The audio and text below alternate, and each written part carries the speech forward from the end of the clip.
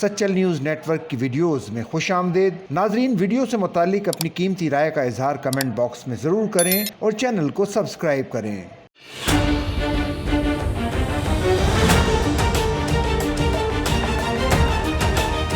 Motor وے police south zone sector 3 Jamshoro کے افسران نے اپنی جانفشانی اور مستعدی کا مظاہرہ کرتے ہوئے ایک بڑی کامیابی حاصل کی۔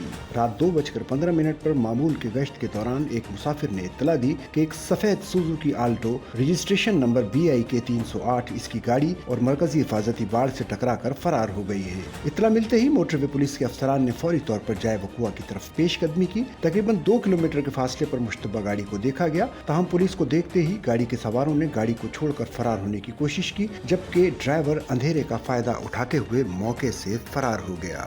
گاڑی کی تلاشی لینے پر گاڑی سے 30 تھیلے ممنوعہ چھالیاں برآمد ہوئی۔ ایڈمن آفیسر بھی موقع پر پہنچے اور کارروائی میں معاونت فراہم کی۔ ضروری قانونی کارروائی مکمل کرنے کے بعد برآمد شدہ سامان اور گاڑی کو مزید کارروائی کے لیے پولیس اسٹیشن جامشورو کے حوالے کر دیا گیا۔ موٹر وے پولیس کی یہ کامیابی نہ صرف قانون کی عملداری کا ثبوت ہے، بلکہ شاہراہوں کو محفوظ بنانے کے عزم کا بھی اظہار کرتی ہے۔ موٹر وے پولیس عوام کی خدمت اور غیر قانونی سرگرمیوں کی روک تھام کے لیے دن رات کوشاں ہے۔ بروقت اور کامیاب کارروائی پر zonal commander south zone DIG Asghar Ali Yousafzai اور sector commanders SSP Nadeem Ashraf Waraich نے افسران کو شاباش دی۔